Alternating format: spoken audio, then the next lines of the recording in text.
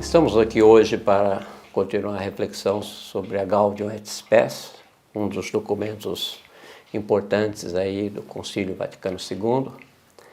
E a temática que vamos abordar fala sobre o capítulo que fala sobre a comunidade humana, a sociedade humana.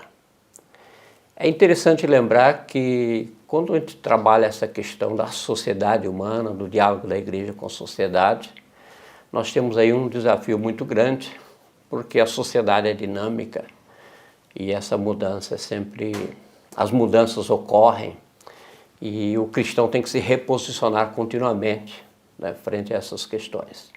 Por outro lado, é necessário também colher da tradição da igreja, daquilo que já está consolidado ao longo dos séculos, para ser parâmetros de diálogo com a sociedade atual.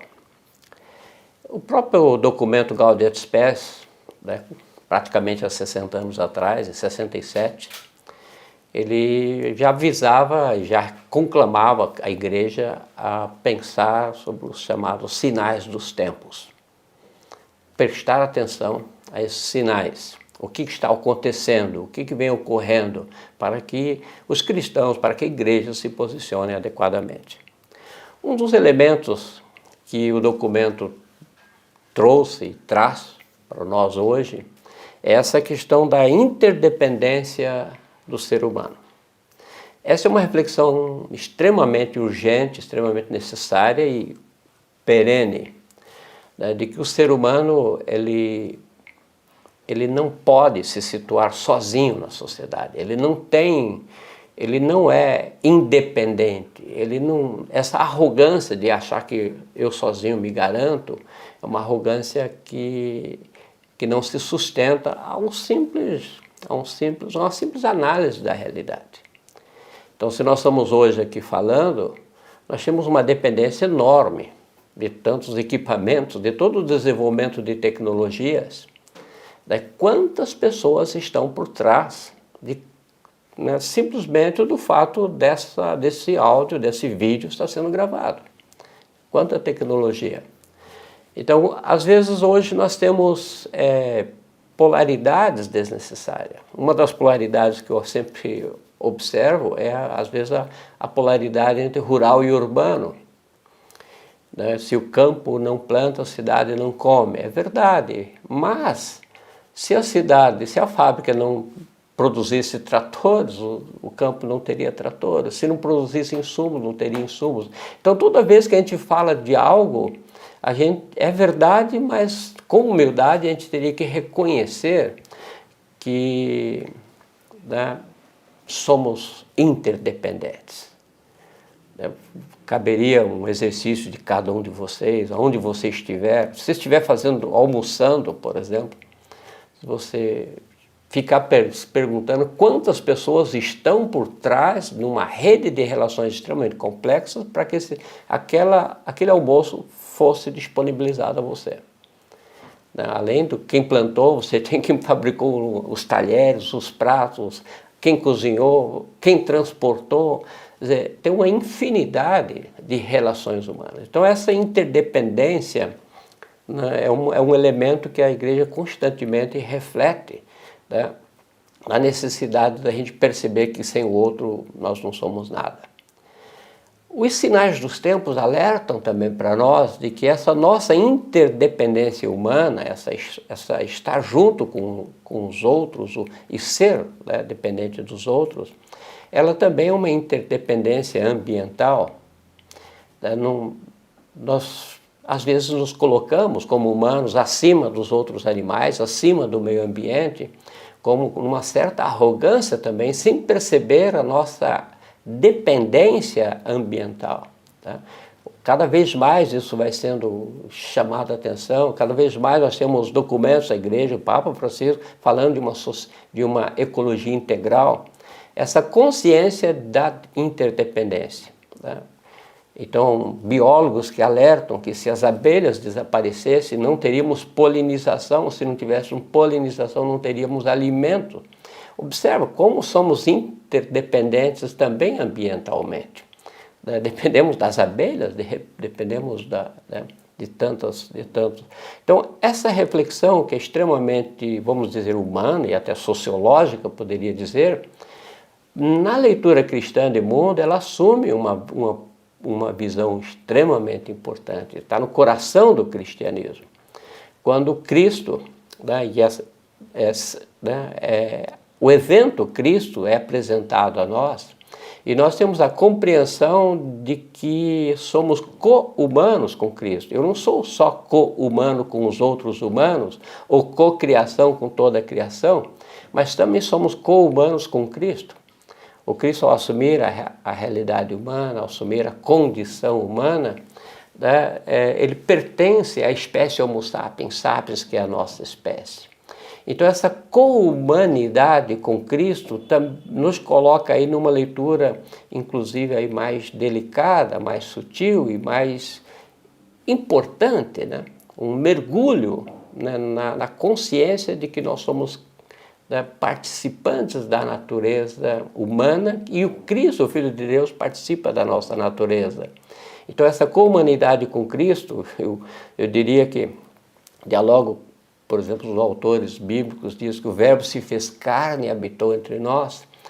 Numa leitura atual, numa leitura de biologia, numa leitura de ciência, a gente diria que o Verbo se fez DNA humano, né? Então, essa co-humanidade, essa interdependência, esse é um elemento fundamental para que a gente possa dizer que todos os humanos são essenciais. A dignidade humana, que muitas vezes é ressaltada numa leitura do Antigo Testamento, que fala sobre, né, somos imagens e semelhança de Deus. Aqui nós temos também a luz do Novo Testamento, né, que nós somos co-humanos com Cristo. A dignidade humana assume um aspecto muito mais palpável, né, e o cristianismo é marcado por isso. Todos os humanos com a mesma dignidade, nessa interdependência entre todos, e nós também numa interdependência com Deus, com Cristo. Sem Cristo, a humanidade não teria essa visão, né, de proximidade e de participação da vida divina. Esses elementos são extremamente interessantes. E a dignidade humana, que aí assume uma característica importante, ela no Novo Testamento também assume uma característica de destino, né? Nós somos chamados a conviver na Trindade. Então esses elementos de co-humanidade, eu acho que são os elementos que vai fazer com que a gente valorize a criação, valorize a humanidade, né? E valorize todo um movimento, né, que a gente precisa, né, nos dias atuais. Então, essa é a base para a gente pensar a sociedade humana. Não pode ser uma sociedade fragmentada, não pode ser uma sociedade que não dialogue com a realidade dos tempos atuais, não pode ser também uma sociedade onde alguém se apresente como superior ao outro. As ideologias dos nossos dias, sempre nós temos muitas, cada tempo tem a sua ideologia, cada tempo tem a sua tendência filosófica, assim por diante, mas nós temos hoje, retorna aos nossos dias, né, certas ideologias de superioridade de um humano sobre o outro, né, certas ideologias de exclusão, né? E essas ideologias excludentes, elas são às vezes travestidas dos mais diferentes aspectos. Alguns podem ser por uma questão racial, uma outra questão de etnia, uma outra questão, né, moral, inclusive, né, porque, né, considera que tem dignidade quem tem uma postura moral correta. Na verdade, né, numa leitura cristã de mundo e nessa co-humanidade com Cristo, os humanos todos se encontram, os humanos todos têm dignidade. A cada pessoa merece o seu respeito. Esse é o fundamento central, o fundamento principal, para depois a gente construir uma ideia de como a sociedade humana será, né, desenvolvida, como que ela se desdobra, como que essa sociedade pode ser construída. Então, essa essencialidade do ser humano E essa interdependência dos seres humanos e do meio ambiente, ela coloca assim o fundamento para a gente pensar na sequência, né, a sociedade humana, como a sociedade se organiza, atento a esses sinais dos tempos. Sempre num desafio, porque os sinais dos tempos, né, nem todos percebem ele do mesmo modo. E por isso é um espaço de diálogo, um espaço, né, de compreensão, de respeito mútuo e assim por diante. Só para concluir, né, o Gaudium et Spes fala nesse aspecto de que precisamos tratar os adversários com respeito. Isso é um elemento extremamente importante. No mundo político, no mundo ideológico, o respeito ao outro é um elemento essencial que faz parte da nossa tradição cristã e a gente não pode abrir mão disso. Okay? Agradeço aí a oportunidade e provavelmente vamos retornar com um outro vídeo sobre este assunto.